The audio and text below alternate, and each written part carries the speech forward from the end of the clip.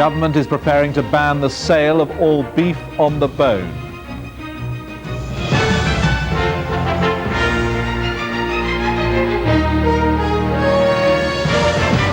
Good afternoon. The order removing T-bone steak and rib of beef from the shops is expected this afternoon because of new fears about the way that BSE can be passed on.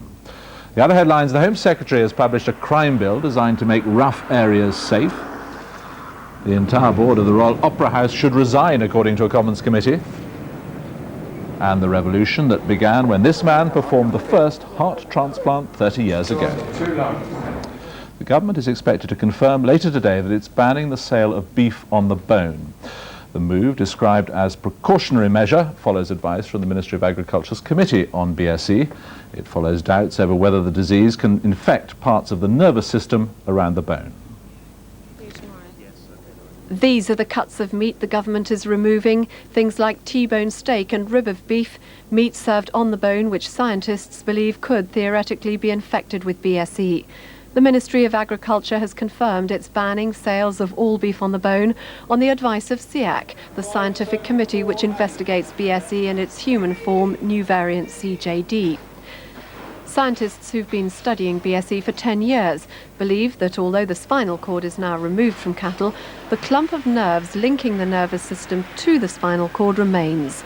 Known as the dorsal root ganglion, this at present sometimes ends up on the plate, and it's this that's now being taken away.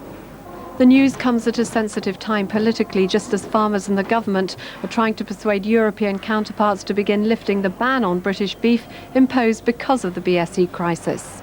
Huge disappointment, but I should remind you that the incidence of BSE is dropping at much faster than anybody hoped it could. All that's being done is really reassuring the consumer that British beef is produced at the highest standards in the world, and to me British beef is the safest in the world.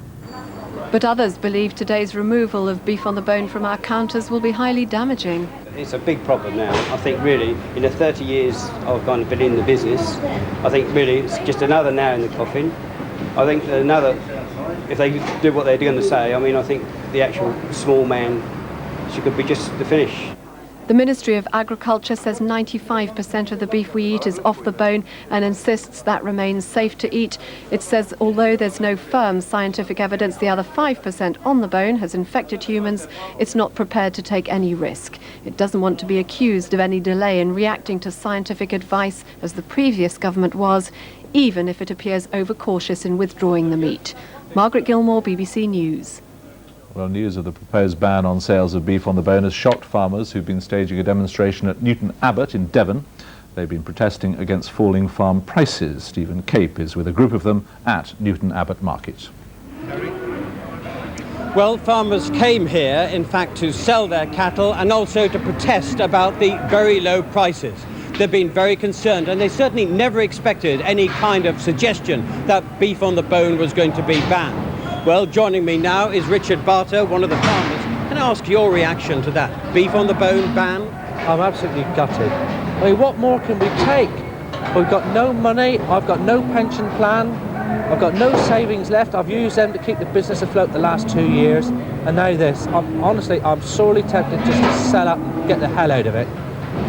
Ian Pettifer, can I ask you for your reaction? Well, it comes at a very, very unfortunate time. I'm quite sure that if it is a real concern to the government, it had to be announced, but what a time to announce it. We're right on our knees with the strength of the pound. We've got terrible problems with imports. I trust the British public will look at this and look at it in the proper light and decide whether there's any real risk at all. I hope it doesn't affect the public's perception of beef. I'm very disappointed. I like my bone on the beef. I can't see any risk that I've ever heard of before. What a time to announce it.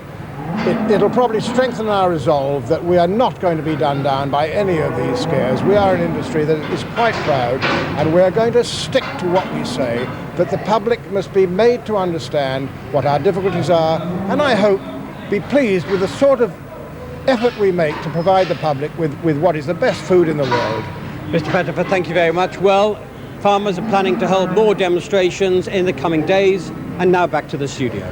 Stephen, thanks very much. And the Agriculture Minister, Jack Cunningham, joins me now from our Westminster studio. Dr. Cunningham, there'll be people who bought beef on the bone, perhaps had it for dinner last night or for supper at the weekend. What would you say to them? Edward, I'd say the risk is very, very small, but I have received advice this morning from the independent scientific committee which advises me and other ministers that there is a very, very small risk, and I am obliged to publish that report and advice to me as quickly as possible. I shall do so.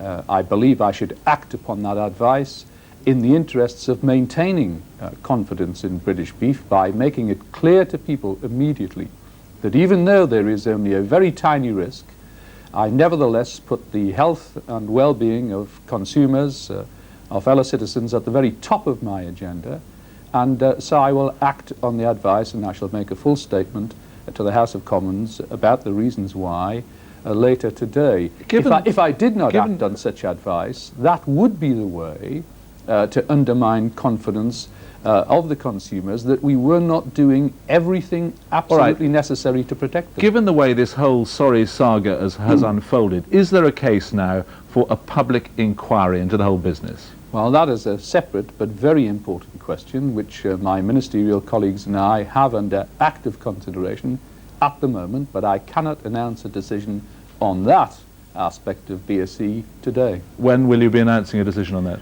Well, I'm today taking care to point out that beef is safe to eat. 95% of British beef is already sold off the bone.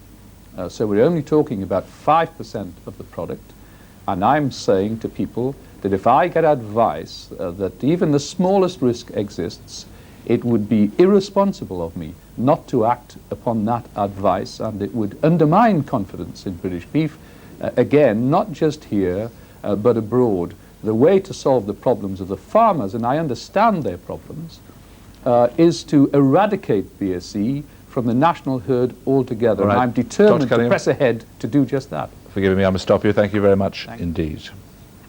The Home Secretary, Jack Straw, has announced new measures which include long periods of supervision for sex offenders after release from prison. The proposals come in the Crime and Disorder Bill. It also includes plans to tackle antisocial behaviour, which Mr. Straw said had devastated people's lives and would no longer be tolerated. Scenes like this in South Wales as a convicted paedophile's belongings were moved from his home persuaded the government to curb the movements of sex offenders, to protect the public and prevent vigilantism. Today's bill enables judges to impose an extra 10 years supervision on sex offenders after their release from prison. Courts will also have the power to ban paedophiles from certain areas, such as playgrounds. It's a response to the public's serious and genuine anxiety about sex offenders, and the damage they can do to children is terrible. The fear they can engender in a community is also awful.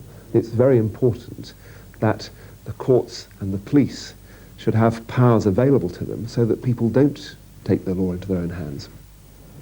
A large part of the bill is geared towards preventing the young turning to crime, with tough penalties for criminal behaviour. Controversial proposals include curfews, sanctions for parents whose children offend, and the power to remand 12-year-olds in custody. Those who work with offenders gave a cautious welcome. We've got concerns about a minority of the provisions. Giving the court strengthened powers to lock up the youngest offenders could undesirably increase the number of detained juveniles, most of whom would be better dealt with by community supervision. The government says the main thrust of this bill is to tackle disorder and antisocial behaviour in local communities. New orders will be targeted at those causing harassment, alarm or distress. It's the zero-tolerance approach. Police officers know from experience that the concerns of the public are centred around what happens in the streets. Things like disorderly conduct, swearing, urinating in doorways, general disruption of their normal way of life. This is the government's first big set-piece legislation on law and order. As such, it will be on the success of the measures within this bill that Labour's reputation for dealing with crime will be judged. Jane Peel, BBC News at the Home Office. And the Home Secretary, Jack Straw, joins me now. Mr. Straw, these are antisocial behaviour orders. How will they work and what sort of crimes are they supposed to deal with? Well, how they'll work is this, that if you get a criminal gang or criminal family in an area, as I've had in my constituency and occurs across the country, sadly, who are causing harassment, graffiti, criminal damage, and when people complain, they then victimise the victims and prevent them from going to court. What will happen is that the police or the local council will themselves be able to make direct application to the magistrates' court for one of these orders. But the beauty of it is that they'll be dealt with under the civil rules of evidence, as if an injunction was being sought. So hearsay evidence will be adducible. The victims typically won't have to go to court. The order will not be a conviction, but the order will restrain the behaviour complained of. And if there is then a breach of the order, that is automatically an arrestable offence, and the offender will face up to 5 years in prison.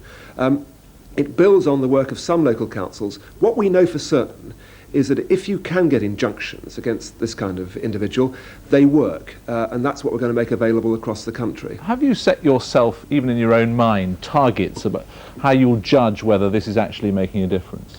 Well, I'm bound to be set targets, whether I set them for myself or not. I'm profoundly concerned about the quality of people's lives and the way it can be disrupted by a criminal minority. But just in terms of, say, a reduction in crime figures? Well, the problem about is that a lot of this disorder is not reflected in the crime figures.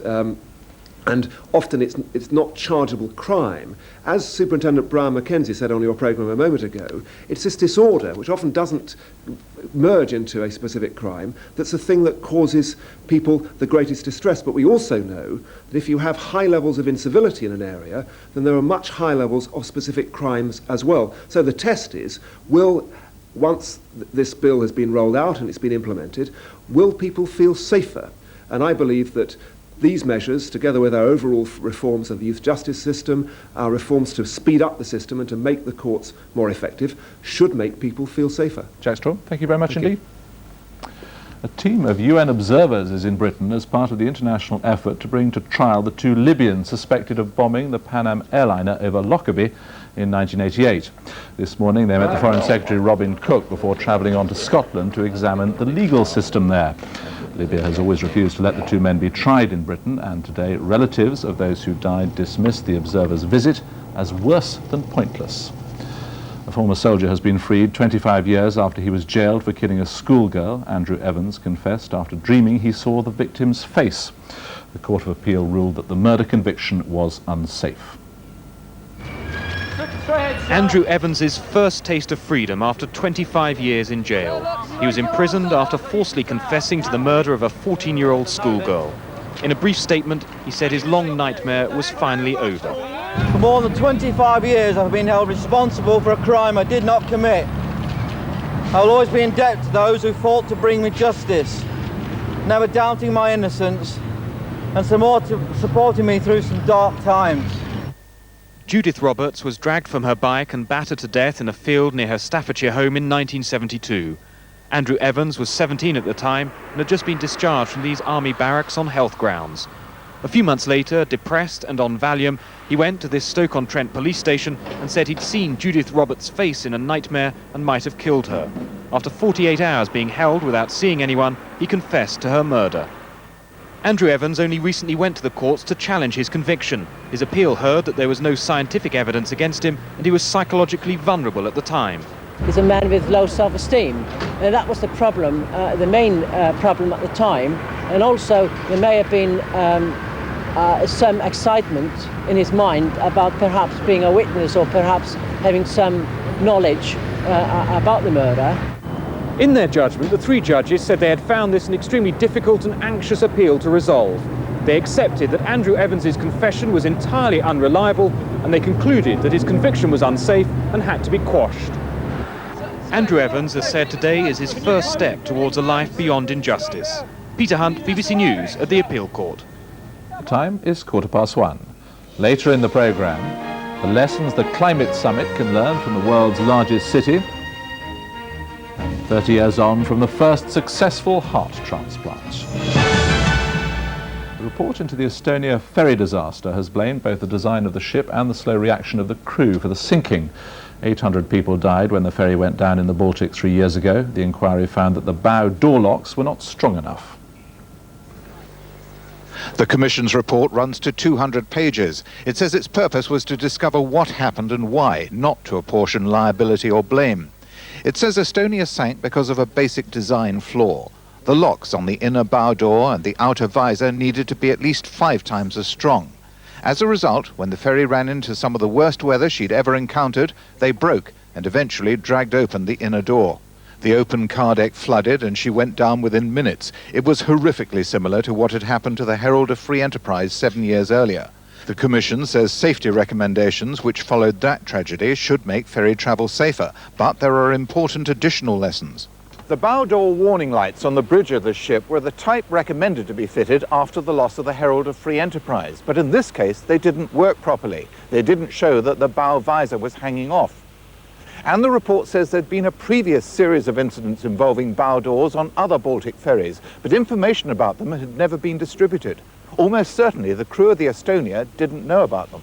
It was the captain's inability to see the bow door from the bridge which prompted his fatal decision not to stop, and failure to communicate resulted in delay in raising the alarm. By the time the alarm was given, the list made escaping from the inside very difficult. This, together with problems using life-saving equipment, contributed to the tragic outcome. By the time Mayday calls went out, Estonia was doomed. 300 people made it to the open deck. They found life jackets tied together and hard to use, and the life rafts required expertise untrained passengers didn't have. There are stories of individual heroism, but on the whole the picture is one of confusion and muddle. The report will now go to the International Maritime Organization, the UN body based in London. It will decide what changes need to be made to maritime law and when. Christopher Wayne, BBC News, Stockholm. At the World Climate Summit in Japan, some developing countries are anxious about possible cuts in car use to reduce greenhouse gas emissions and slow down global warming. For them, cars are still a sign of increasing prosperity. Our correspondent Stephen Evans reports from Mexico City, the world's biggest conurbation. 70% of its pollution comes from cars, and any restrictions could threaten its future growth. In the world's biggest city, the sun heats air and fumes, mixed together in a high bowl within mountains to produce an acrid cocktail. Altitude plus heat plus cars put Mexico City at the top of the World Health Organization's list for urgent action. With ozone in your population, we are finding an increasing prevalence of respiratory infections. They are longer. They are not, antibiotics are not good enough, and the clinical presentation is changing. But there are improvements. Each car is now banned from use 1 day a week unless drivers can prove their very low emission, though initially well-off people got around the rule, getting a second car. The metro is to be improved. There are tax incentives for cleaner fuels. Now, some pollutants are falling, though some remain above danger level. The World Bank says Mexico City is an example. In this city, the program has been very effective.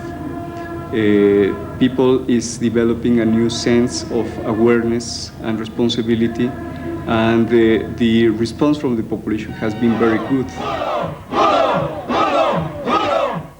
At the gates to Parliament, the poor demonstrate, preoccupied by rising incomes, not pollution. Inside Parliament, politicians wrestle with getting economic growth plus cleaner air, saying the burden for cutting fumes shouldn't fall on the third world. In the case of the United States and Mexico, she says, any compromise has to be according to the proportion of the world's energy consumed, and the US consumes more oil than Mexico, so the cut should be greater. Even traffic jams generate an economy. It's an ill wind blowing some good to street performers. Mexico City is addressing a problem. Its difficulty is how to promise more sharp cuts in emissions when it keeps growing. Invariably around the globe, rising incomes mean more cars. This economy is growing by 7% this year, fast by any standards. So any demand to cut the fumes that make this air taste and smell acrid will be very hard to meet, whatever governments may decide. Stephen Evans, BBC News, Mexico City. The entire board and the chief executive of the Royal Opera House at Covent Garden have been told to resign by a committee of MPs. A damning report by the Culture, Sport and Media Committee described their running of one of the country's most prestigious arts institutions as incompetent and deplorable. The committee recommends that the Royal Opera House's grant be withdrawn unless there are resignations. London's Shaftesbury Theatre last night, where the Royal Opera is performing while its Covent Garden home is closed for redevelopment. But ticket sales during the closure have been disappointing, and the Royal Opera's debts have mounted to a reported £10 million. A select committee brands the handling of the closure plans incompetent. The problems go back years, as this BBC documentary series revealed. Sir Jeremy Isaacs, the previous chief executive, went to the Arts Council to ask for more public subsidy. We need a bit of extra. Now, the people who built... Opposite him from the Arts Council, a team including Lord Chadlington and Mary Allen. Since then, Lord Chadlington's become the Opera House's chairman. She's its chief executive. In October, the committee heard from Mary Allen that she hadn't told her bosses at the Arts Council when Covent Garden offered her the job. The committee strongly criticises her for that. Its report says she and the entire board should resign to be replaced by a new administrator. We would prefer to see the house run by a Philistine with the requisite financial acumen, it says, than the succession of opera and ballet lovers who've brought a great and valuable institution to its knees. We have made those recommendations after months of inquiry, huge amounts of evidence taken, extremely careful consideration among ourselves. We mean those recommendations. The report's a pretty blistering attack, but the Royal Opera House thinks it's unfair. The present management blame their predecessors for getting them into this mess and say Mary Allen, the chief executive, is just the sort of professional administrator that the committee wants to see appointed. Covent Garden's being rebuilt with £78 million from the lottery, and it's had almost £100 million in other subsidies in the past 5 years. With that amount of public money, the committee says it has to be better run. Nick Hyam, BBC News. In the next hour, the prosecution in the Louise Woodward case will ask a court in Boston to send her back to jail. She was freed 3 weeks ago after having her conviction for the murder of 9-month-old Matthew Eapen reduced to manslaughter. And I'm joined from Boston by our correspondent Philippa Thomas. Philippa, what are the grounds for the prosecution asking to have Louise Woodward sent back to jail? Well, the immediate grounds are that they say she's a flight risk, that they're worried that with her visa expiring, she'll be wanting to go back to Britain, and once she's back there, they fear she may not be back for their full-scale appeal, which is to restore the original murder verdict. The defence, of course, say that's nonsense because for the last few weeks she's been in Massachusetts and shown no sign of fleeing. So they're saying that's a travesty. This is just the prosecution trying to get a bit of a high profile for their case. Any thoughts on which way the decision is likely to go today? Nobody's really making any predictions because, of course, predictions have been confounded all the way through this case with the original verdict and then Judge Hiller-Zobel overturning it. So it's hard to tell. All I can say is that lawyers in Boston and colleagues and those who know Justice Abrams are saying they think it's unlikely that she's going to put Louise Woodward back behind bars. All right, what is the timetable for the issue of substance, the appeal on the question of the conviction and of the sentence? Well, of course, this is the emergency appeal by the prosecution, if you like, and we still have to get to the appeal of substance. The timetable normally would be several months, perhaps even a couple of years. It would normally take 3 months just to get the transcripts ready for the appeal to start. So it is quite lengthy, although the judge could today say she wants to see that process speeded up. And during that period, just to be clear, during that period, Louise Woodward must remain, if not a prisoner in jail, at least she must remain in the United States. Is that correct? Well, that's correct at the moment, but that's another issue that may come up today. There's some speculation that perhaps the judge will say, well, she's shown no sign of flight and therefore she might as well be back in Britain, but that is very much open at the moment. Philippa, thanks very much indeed.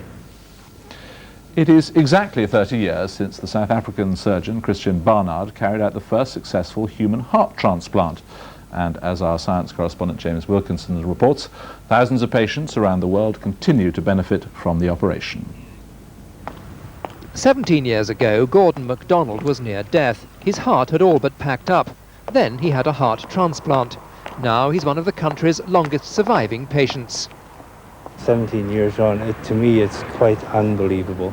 I must say I've almost realised all my dreams. I've seen my children grow up. I've had 17 extended years with them.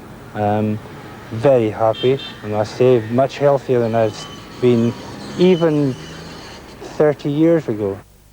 30 years ago, this was the man who started it all. Heart surgeon Professor Christian Barnard did the world's first heart transplant. We only informed the hospital authorities after we had completed the operation that we've done a transplant that night. It's only after the operation, when I got back home and phone calls started coming in from all over the world, that we realized that this is going to be an event that's going to create a lot of news and controversy. His patient was Louis Woodward, whose fame became worldwide but short-lived. He died after just 18 days. But other experts quickly followed suit. In Britain, surgeons at the National Heart Hospital had a go and rued the publicity they unintentionally attracted with their "I'm backing Britain" posters. The operation was heavily criticised and eventually stopped, everywhere except at Stanford University in California. Now it's almost routine, with 9 centres in Britain doing it. Figures for survival show that heart transplants are now very successful. 80% of patients survive for at least 1 year. 75% are still alive after 5 years. But despite the success, the number of operations has levelled out. There are about 260 a year, with 300 on the waiting list.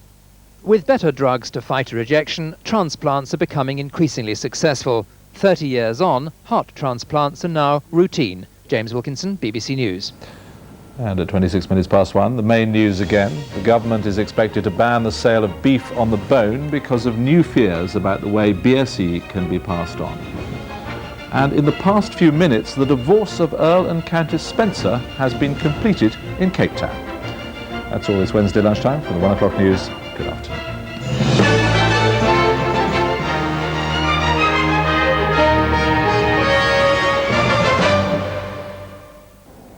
Good afternoon to you. It's still a very wintry tale across most parts of the country. In fact, it's like to be for a while. Another sharp frost tonight to add to the sharp frost that we had this morning. We saw temperatures, in fact, as low as -8 in the west there of Wales, and a widespread frost just about everywhere. That was away from those eastern coasts.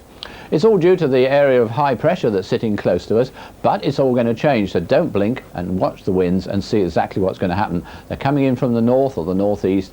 Very quickly they swing around to the southwest and the west, and that's of course an important change because it is going to bring much milder weather. But you notice there's a lot of winds there, and that means quite strong winds as well. We've also had those showers running in along the coast all the way through the night, all the way through the day, and if anything, those showers have tended to ease further and further southwards as time has gone on, and we've also had some in that northern part of Scotland. That's probably where they're going to remain. The north of Scotland, the east of England, some feeding across the southeast and down towards parts of central southern England, but for most central and western areas it's going to stay fine and dry. But everywhere pretty chilly, 4 or 5 degrees at best. Still those showers near the east coast and across the southeastern corner of the country this evening and tonight. Some mist and fog patches further west, some freezing fog patches, because we are again going to have a widespread frost, sharp frost, so do watch out for some slippery roads and pavements, especially if they're untreated. But the temperatures will hold up around the coast. Then the high pressure slips in to sit on top of us for a while. That'll kill most of the showers, and it's going to give us a fairly misty, murky start to tomorrow. Still some showers across the southeastern corner though until late on, but I think most places will have a fine and dry, albeit chilly day. And another frost to come tomorrow night. Again, a fairly widespread and sharp frost, but by that time some cloud and rain will be coming down into the north of Scotland as those weather systems approach, and the high continues to sink away, so that during the course of Friday we're going to find outbreaks of rain working their way down into northern England and North Wales eventually by the end of the day, but the more southern parts starting off, as we saw, with that frost again and some fog, and staying quite cold but bright. In fact, there could even be a touch of frost on Friday night, Saturday morning. But generally speaking, it's over the weekend and into the beginning of next week that really things change across all parts of the country. Weather systems, masses of isobars, winds coming in from the west and the southwest, so that eventually we're going to find outbreaks of rain sweeping across the whole country with gale force winds, and some of that rain quite heavy and lengthy, especially in northern and western areas. The Weather Show has a look at stamp design. This week in 999 Lifesavers, a prime resignation of the entire board of management at the Royal Opera House in Covent Garden. A report from the Cross-Party Culture Committee is accusing managers of incompetence and making disastrous misjudgments. The report comes just weeks after the Opera House was rescued from bankruptcy by private patrons. It's been running at a deficit of nearly £5 million. Controversial plans for a rubbish incinerator in Kent have been switched from one village to another. Plans for the burner at Halling near Rochester have now been dropped after a campaign by local people who claimed it would create toxic fumes. But the company behind the scheme says it wants to build a similar plant at Allington near Maidstone. Protesters fighting council cuts in Oxfordshire took their battle to Downing Street this morning. It comes after yesterday's announcement of spending limits by the government, which demonstrators say will mean big cuts to social services in the county. Hopefully they will lift the cap for social services in Oxfordshire. But the government's view is that the cap fits and Oxfordshire should wear it. Quite how large the resulting hole in the social services budget will be, these protesters at Westminster still don't know. That depends on the county councillors. But the campaigners believe some decisions have already been made. We've heard that there will be one respite centre for severely disabled children that use. I've just heard this morning all 5 are going. I mean, that is absolutely disastrous. The problems are complicated by the insistence of ministers that education, the other big cost in the county, should not be squeezed. What the government haven't done is prevented county councillors from sharing the misery. My question to the government is how can they dare inflict such misery? Oxfordshire can still appeal to the government before its budget is finalised next spring, but public spending limits mean it's unlikely to get a sympathetic hearing. Sean Lay, News from South East, Westminster. And meanwhile, children from a Muslim-run school were also at Downing Street this morning. They were asking the government to act quickly to assure their future. The Islamia school at Brent in North London wants to become the country's first Muslim grant-maintained primary and says its future could be in jeopardy if that doesn't happen. Pupils and staff from the Islamia Primary School went to Downing Street this morning to deliver a petition urging the government to make a decision on funding. These are letters written by Islamia Primary School children to Tony Blair. The school applied for grant-maintained status a year ago. A decision is normally made in around 6 months. Islamia Primary in Kilburn is currently run on fees and donations, but school governors say they need government help to keep going. They also claim that Muslim parents who can't afford the fees are being denied the choice in how their children are educated. Although leaders say there's no evidence of Islamia Primary being discriminated against, the longer the delay, the more suspicious they become. We believe that there must be something behind it. Otherwise, we would have, I think, like many other schools which have got voluntary aid and grant-maintained status in the meantime, would be up with them all. Not one Muslim-run school in Britain has been successful in winning state funding, though establishments of other denominations have been able to opt in. Wyn Batiste, Newsroom South East. And the government will announce plans later today to set up 3 regional development agencies in the South East. Their aim will be to help bring new jobs to the region by encouraging investment. Regional development agencies will run along the lines of Locate in Kent, whose aim is to attract new companies. As with this generating plant under construction in East Kent, it concentrates on the most deprived areas. Thanet, of course, where we're stood now, is a full development area under the Regional Selective Assistance Arrangement. And so we're very much focused in doing what we can to bring investment into this part of the world. But the greater challenge for RDAs will be to bring prosperity to inner city areas like Hackney, which remains the most deprived borough in Britain and where industry has given up the ghost. Brian Milligan, Newsroom South East.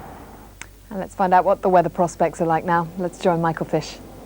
Thank you, Charlie. Still chilly at the moment, but it'll be milder, I think, by the weekend. Now, we've had some showers feeding down towards us, mostly just to the east of London, but recently they have begun to come a little bit further westwards, and I think we're going to find some showers scattered around across the whole region, really, this afternoon. Quite a chilly northerly breeze, best temperatures sort of 4 or 5 degrees. Fair amount of showery bursts around first thing, rain, sleet and snow. That'll clear away. That means to say it's going to leave some icy patches on the roads, especially west of London. A fine day tomorrow, but still some showers across Kent. That's your weather.